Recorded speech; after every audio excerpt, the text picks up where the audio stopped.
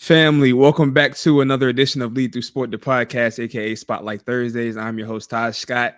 And today we have Portsmouth's own former Wilson basketball standout, former student athlete at Hampton University and Hampton University graduate, Monnazjea Finney-Thomas, aka Jeezy. How you feeling today? I'm good. How are you? I can't complain. I cannot complain. So before we get started, I'd like to let the viewers know what's going on today. So Lead Through Sport is a platform that spotlights former and current athletes, entrepreneurs, and creatives on their journey to success, providing people with knowledge nuggets for life. And you have all of those factors. That's why you're here today. So let's go ahead and get started. Give us a fun fact about yourself. Fun fact. That's a tough one, man. I love to travel. Like to travel? I do. Okay. Where's your what's your favorite place that you've traveled to so far? I gotta give it to Cancun right now. Cancun? Definitely. A lot of people go to Cancun. I'm trying to go next. A lot of people be out there right now. What is it about Cancun? Man, I really want to say it's the food, really, but really? I would say the people. You know, they're just to me, they were loving and just welcomed us with open arms, you know, and that was the fun part about it. Knowing that we didn't speak Spanish, everyone was willing to help, so it was fun. That's good. That's dope. That's dope. All right, so let's get into it. We have a lot to talk about today, but I want to start off talking about you being a referee. Tell us what is that like? Because I know a lot of former players that I talked to, they're like, yo, I'll never ref. And I'm one of those too. I'm like, yo, I don't know if I could be a ref. But tell us about tell us about it. Well, I was one of those people, so I can't even say, you know, I'll never say that. But I was definitely that person. The way I got into refereeing was actually working the books at Boo Williams, and it was during a MEAC camp or something, or a camp, and one of my former friends or former teammates, Shalisa Painter, I seen her officiating, and I had to ask, you know, I'm like, do you really like this, or like what is it? And her response was, I love it. And I'm like, all right, if she like it, and I know her pretty good, I'm just like, And she was like, try it out. She was like, you can stay in shape, learn the game, you know. And I'm just like, oh, you know, I do love basketball. So I thought about it. And I was like, let me just try it out. And I was telling my husband about it. And, you know, we're a sports family, obviously. Yeah. And he's just like, what, refereeing? And I'm like, I know, but it's something to do, you know, it's something fun. And I did want to stay in shape and still stay connected with basketball without playing. So I tried it out, and honestly, I've been stuck ever since. Really? That's tough. So tell us about, like, how did you get to the point, because we're going to talk about that big game y'all four took part in, but like, what did that take? Like, what's the practice like? Do you practice? Like, how do you practice? Man, you can always practice officiating, whether it's watching plays, watching games, you know, watching live games. Now, when I watch my brother's games, I'm actually like putting myself in the referee's shoes, like, okay, that's a good call, you know, or I would have called this, or I probably wouldn't have called anything. Trying to think in the mirror, you know, practicing your mechanics. That's something I took heat in, and I took pride in that, because that's probably the number one thing a lot of officials say. Your mechanics, you know, see how you look, because that's essentially what you know, that's what people are looking at. You know, they're looking at your mechanics and how you report. So that, and just staying in shape, really, and knowing the rules. Yeah, it's key. Have you ever? Speaking of the rules, is there like a training you had to go through, or like did you have to master the rule book or anything like that? Absolutely. You have to take a test at every level in order to officiate that level. Nice. And are you trying to work towards getting to college and maybe the pros one day? God willing. I mean, you know, that's the goal. That's the goal. That's just real. to go as far as the ball take me, or the That's good stuff. Yeah, for sure. I feel that. And have you ever got caught watching in a game and missed a call or missed calls? Absolutely. I think before you answer that, that's the part that scares me the most, probably, because I love basketball. Like, I couldn't imagine officiating LeBron or somebody and being like, yo, these guys is out here hooping. Man, even that, I mean, at the high school level or even younger kids, sometimes it may catch you off guard. Like someone may get shook and it's like, yo, your eyes might get big. And it's like, dang, that was a nice move. Or, an and one dunk. And it's like, goodness. And I mean, yeah, at the beginning, I did catch myself, ball watching or trying to see if the basketball went in. But really, the more you officiate, the more you train your eyes to really focus on the players, defense, the offense, the things like that, instead of like if they shot went in, hey, it's a good move. But as a basketball player, you're going to peek up there and see if that dunk went in or, if that three went in, that step back. But I think with time, you're able to train yourself to avoid ball watching. That's real. That's real. So you are a part of history. You and 3 other young ladies were the first group of females to referee a boys' high school state championship game. Wow. What was that moment like for you? Like when y'all first, what was that call? When y'all got that call, how did you feel? I'm still shook. Like, just to be given that opportunity, I'm still just shocked. Like, yo, that was me out there. But it was fun. I would say it was fun. Great group of girls. Great calls. I agree with everything that was called out there. I really had fun. And again, like I'm still just shocked at that experience. It was amazing, to say this.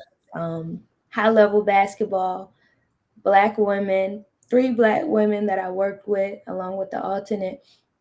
I couldn't ask for anything better. They're high level officials, an NBA or G League official, collegiate official, 2 collegiate officials. I was enjoying the moment, man. I really was living in the moment and just being grateful. I didn't feel like I was supposed to be there, but I know that Tony wouldn't have put me in that situation if I didn't. Mm-hmm. And what was how long have you been refereeing so far? 2.5 years. Oh yeah, so that happened fast. Yes. Very fast. Fast, definitely. Yeah, so I want to take it back to your playing days. So you started off at VCU. Yep. What was your experience at VCU like? So I played 2 years at VCU. I loved VCU. Absolutely loved it. I mean, I loved my team. I loved the small city. Very different from Portsmouth. But I loved it. We had got a new coach my sophomore year, so her playing style and my playing style, her coaching style and my playing style just wasn't compatible. That makes sense. But great woman, she's a great coach. Obviously, she's still there, so. That makes sense. And it says you chose VCU over Delaware ODU and James Madison. Absolutely. What was the thought process about you choosing VCU over those 3? Because it says that Delaware was ranked at the time. Delaware, actually, I think Deladon had left maybe five years ago. I'm not sure, but they were doing pretty well. Yeah.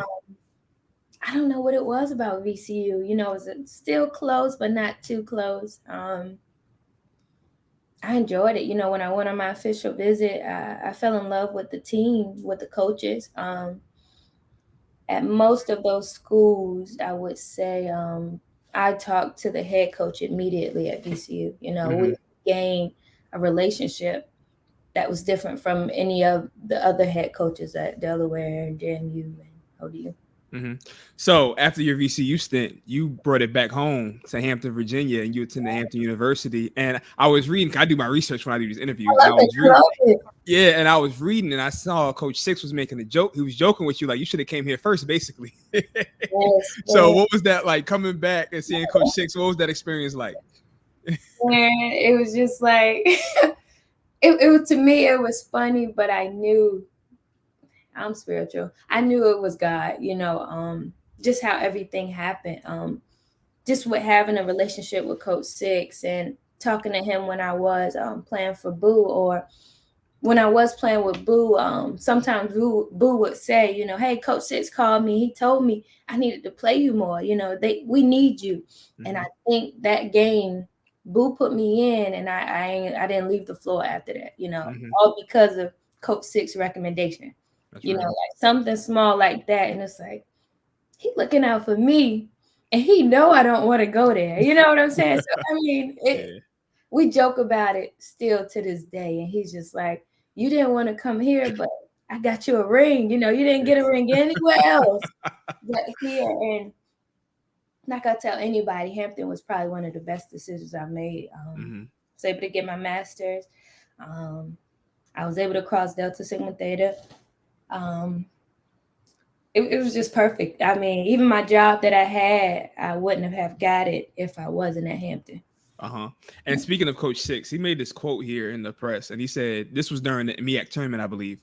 And he said, without her, with what happened this year, I don't know where we'd be, because y'all had 3 major injuries. Y'all leading scorer got injured and 2 other starters, correct?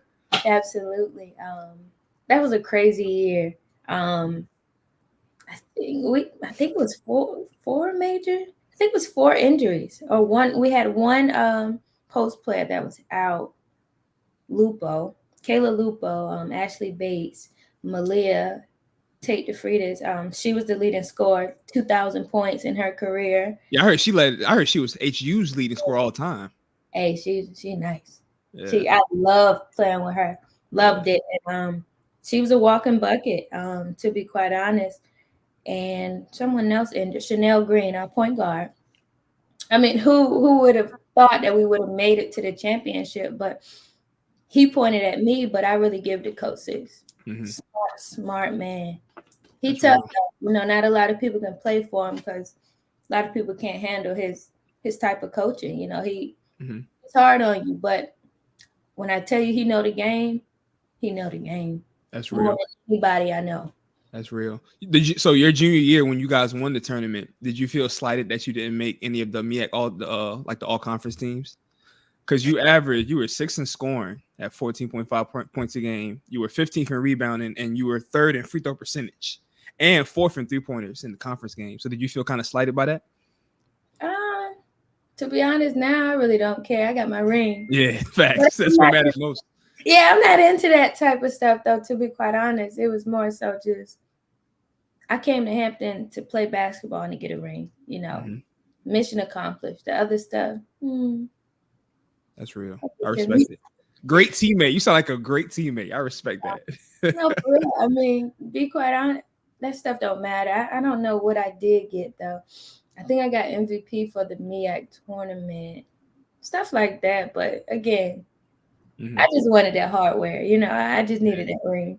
Well, you getting that hardware, it led you to being able to play professionally in Malvern and Gary. Tell us a little bit about that experience playing overseas and how you felt over there. Man, I loved it.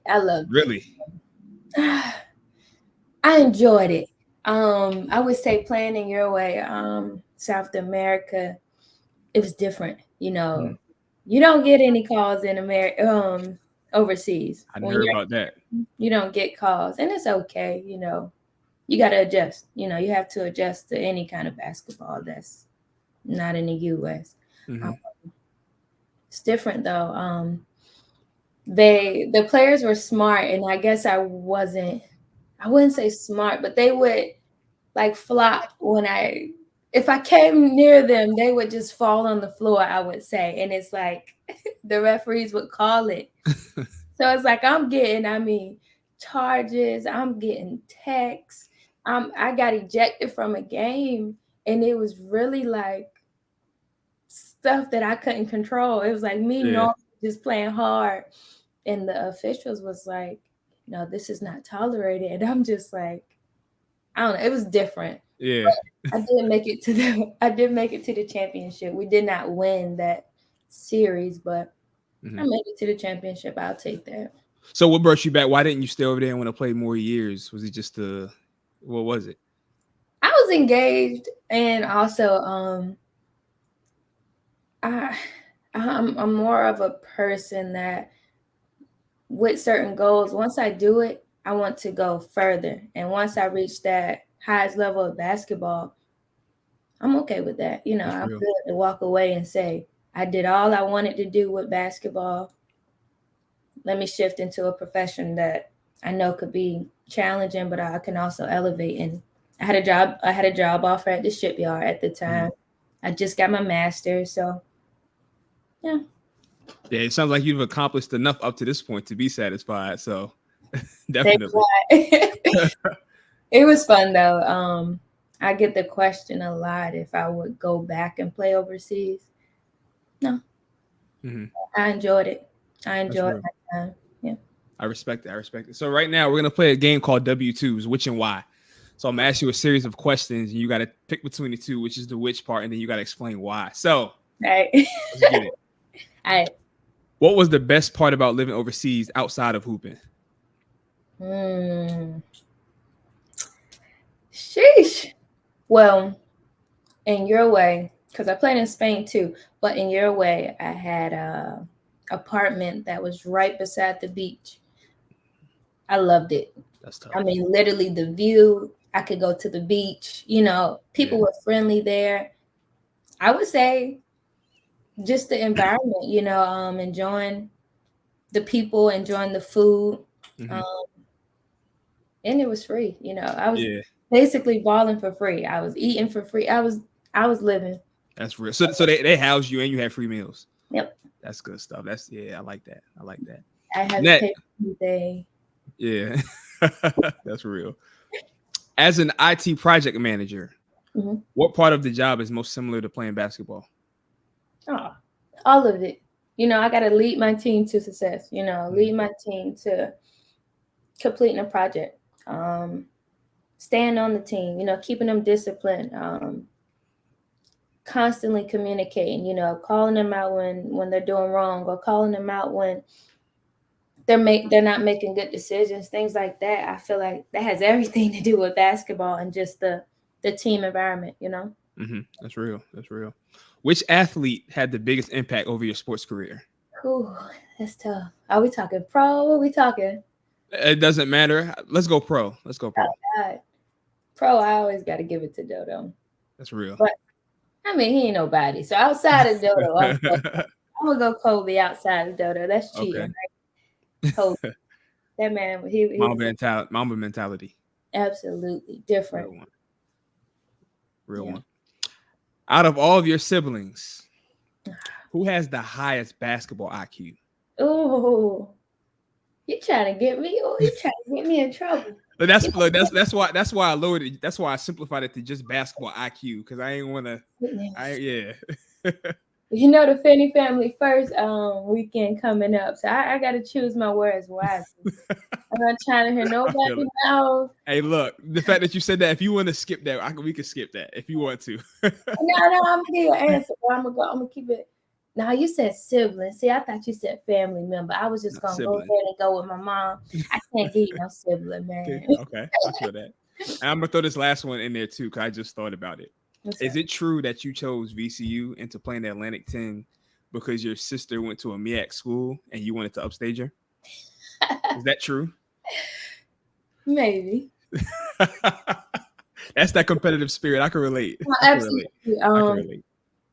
I just, playing basketball, and it's like, oh, Hampton, they're just close schools, and then the MEAC, you at first you view it as, oh, they're lower schools, but going from VCU to Hampton, it's not that much different, to be quite honest. The beauty of it is you see a lot of more Black people, to be quite honest and transparent.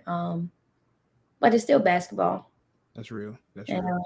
If I could tell anybody, hey, and they're having decision or making a decision between the HBCU or I'll say like an A10 school,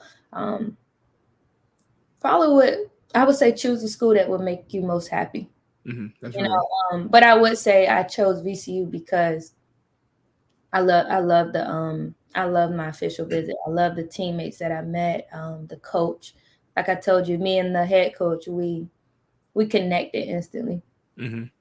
That's good stuff. So I want to build upon talking about your family, because y'all have a huge basketball sports background. And before I dive into that, because I played against Dodo twice. I graduated 2012, so I played against him. And your mom is well known out there. Your mom be going, yeah, she in it though. Your mom be in it, and I love that though. I love parents like that because she be in it. So I remember seeing her out there. Yeah. But so your mom played at Wilson. Your sister played at Chicago, played at Maryland Eastern Shore. Ben played at ODU. Mm-hmm. Dodo played at Florida and now plays for the Dallas Mavericks. Yep. With you being the last one out, was there any pressure for you to make it happen? Did you feel any of that, or was it just, this is every day, this is what we do? Yeah, I would say a little bit of both. Me, I probably put pressure on myself, but from the family, nah. But we all competitors anyway, so everybody gonna talk smack to each other regardless, you know. Yeah. We gonna call each other weak, like, nah, you need to go a little harder, you know. We're gonna be honest though, you know. Hey, if it's a game where they watch and it's like, you know, hey, you slacking. No one would ever, ever hesitate to speak on anybody's game, you know. But to me, that was helpful. That's real. It just made me want to go harder now, because I'm not gonna give Ben anything else to say. He called me, he gonna have to say good game and good game only, you know. That's real. But if you know my family, we're gonna find something. That's we're good gonna stuff. find something to talk smack about. Did y'all's mom train y'all, or? I would say not me, because by that time my mom she hung it up. She trained Ben and Dodo. I would say she probably played Ben the most. Ben probably passed the stick down to us, whereas it was like, if you can't beat me, then you know you can't do nothing. So it's real. Like beating Ben was like the thing. You know, if you could beat him, all right. But of course, I was the youngest, so I didn't get that aspect as far as Ben training with my mom or playing against Ben. By that time, Ben in high school, you know, I'm in elementary, so it's like it's different. Yeah, it was mostly with me. It was me and my sister. That's real. One thing that you had though, you had the opportunity to watch, you know, a lot of basketball right in front of you. So I know you benefited from that. Absolutely. I think that was really the most helpful thing on and off the court, you know, just being able to analyze the game, but also life, you know, trying not to make those same mistakes that my brother and sisters made, brothers and sister made. That's real. So this is my last question for you. Cool. How has sports helped you overcome obstacles that you go through in your life? I mean, as an athlete in itself, sports help you with so much in life. Staying disciplined, I would definitely blame that. I would say that is an awesome trait that I gained from being in sports. Time management. As a project manager, it's, you know, I watch other project managers, you know, they're like, hey, I got a lot on my shoulders right now, and I'm over here just chilling. I mean, I'm living a dream. I'm like, you know, I already scheduled my meetings. Yeah, I'm good. I already did the work early, or even just arriving to places on time. It's instilled in you, you know, that 5-10 minute rule. If you're on time, you're late. If you're early, you're good. That's real. So, but I'm trying to think what else. Just that go-getter mentality. I mean, a lot of people don't have that dog in them. That's what I'm gonna say. But just going to get it, you know, setting a goal for yourself and be willing to make it happen.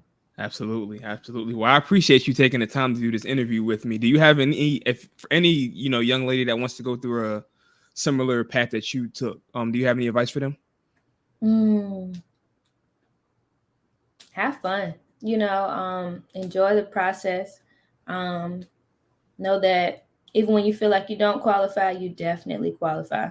You wouldn't be in the room if you didn't. I would say take advantage of everything that basketball has to offer, whether it's a master's degree, whether it's meeting with the boss of the future job that you want, anything, take advantage of it. The resume workshops, the life after basketball courses or classes or workshops or programs, take advantage of it. That's the basketball stops eventually, so make sure you have that backup plan. Love that, love that, love that. So if you want to, I ask everybody this, but if you want to, is there anywhere the viewers can find you on Twitter, Instagram? Yeah, trying to think of my at name, at Finney2_Thomas. Yes. Okay. That's Twitter and Instagram. You can actually follow me on LinkedIn too. It's my name. It's really long, but y'all see it. Got you. Well, y'all go ahead and follow me on Instagram at tscotty_. Follow my life development page at _rise to the occasion. Just trying to give back to my young athletes and just people all over the world. Find that motivation. Thank you again. Thank you. Absolutely.